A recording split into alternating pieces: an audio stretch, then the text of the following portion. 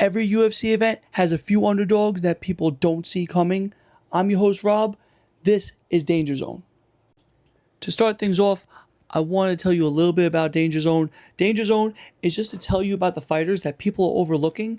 Every week, you have these plus 500, 600 dogs that people don't see. I've scoured the internet. I've looked at other videos, and I don't understand why people don't see these underdogs. So I want to give you these guys just so you don't get caught off guard. First, I want to talk about Felipe Franco taking on Levy Rodriguez. You can see that Felipe Franco is a plus 154 underdog.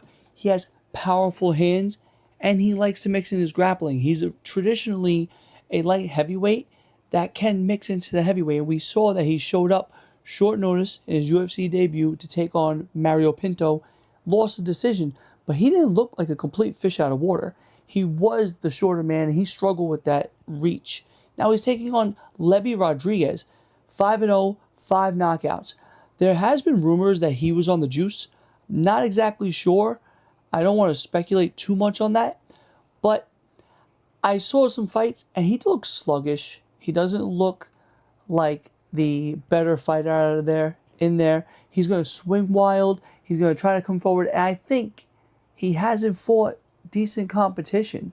Now, he has fought in LFA for majority of his career, and I'm looking back now, some of his losses: Leonardo 4-2, Jose Carlos Lima 2-2, Johnny Pereira 2-4, Alan Ribeiro 4-3.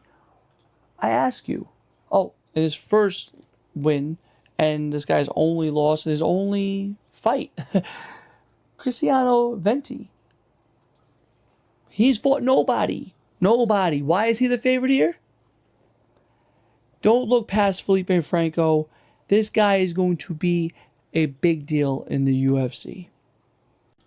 Next, let's talk about UFC prospect Jean-Paul Labastiani taking on Sakyan Ko.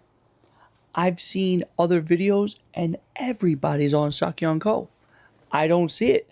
I think Jean-Paul has dynamite in both hands. He has great grappling, although that will be the decision maker if he can get Ko down, which Ko has a very lean back kind of style. His hips are back, his legs are forward, but he has a good base. So I think it would be wrong for Jean-Paul to actually grapple there. But I don't think Sakyan Ko is good. I mean, he hasn't translated any of the power in the UFC.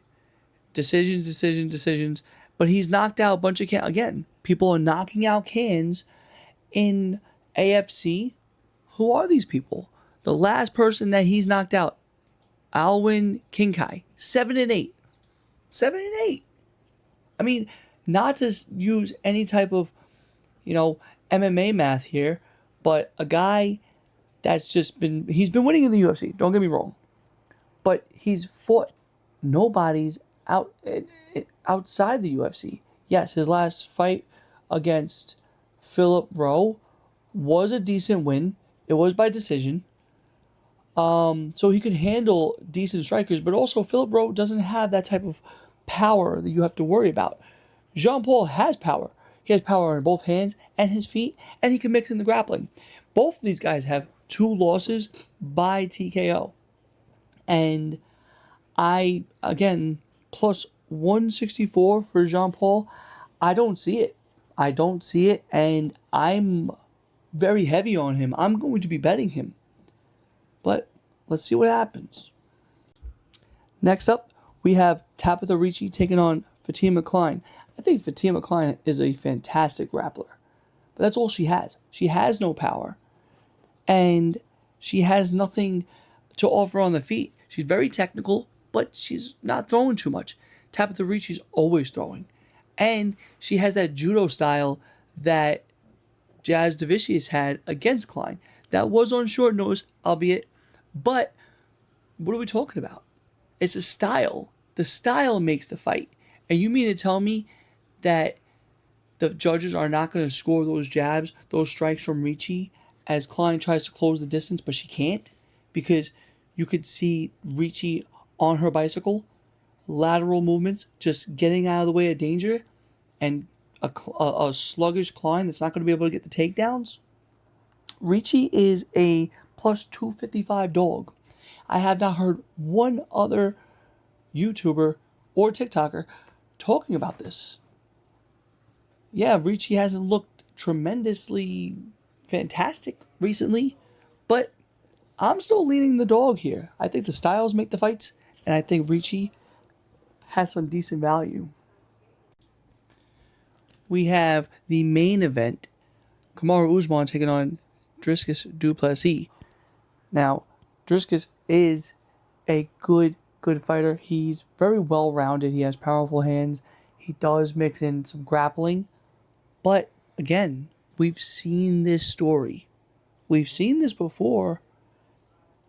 He's gotten taken down and wrestled, and it's the styles that make these fights. Yes, Hamzat is Hamzat. Same thing happened to Derek Brunson. Now, he doesn't implement his legs. I've said this in the breakdown. He doesn't move his legs. He doesn't try to get against the cage. He doesn't try to scoot onto a hip or scoot on his butt. He just lays there. So if Usman could get the hold of him, I can see Kamaru Usman taking him down and holding him down for 5 rounds. Plus 215 is the dog. Yes, Usman's a bit older. He's almost 40 years old. But styles make the fights. If he gets a hold of him, he's taking him down and he's controlling him. For our last Danger Zone applicant, we have Mitch Ramirez taking on Chase Hooper. Now, Mitch Ramirez has power in his hands. He is a plus 280 dog, by the way. And we've seen this story before. I don't know if you guys are watching the same show as me, but we've watched this. We all seen this before. Chase Hooper, a minus 300 favorite, ruining your parlays. He ruined mine. I'm still salty about it. Not gonna lie to you. Chase Hooper does not have the best striking. He is a grappling phenom. He's pretty good. But what happened in the last couple fights? He's getting caught. And it's the same thing as we were talking about in other breakdowns. If he can get the grappling going, he'll be great. But if he gets caught again, he's going to get knocked out. Mitch Ramirez has heavy hands. But we've seen him being taken down and controlled, and he doesn't have good get-up game. So, I am cautious about this. I'm just telling you guys, don't do this again. Well, let me not give you that. Let me not tell you what to do, but give you this information. Don't fall into the same trap as we have the last couple of Chase Hooper fights. Don't do it. That's Danger Zone, guys. Like, share, comment, subscribe. Look out for my bets at the end of the week when the props drop, and I'll see you guys there.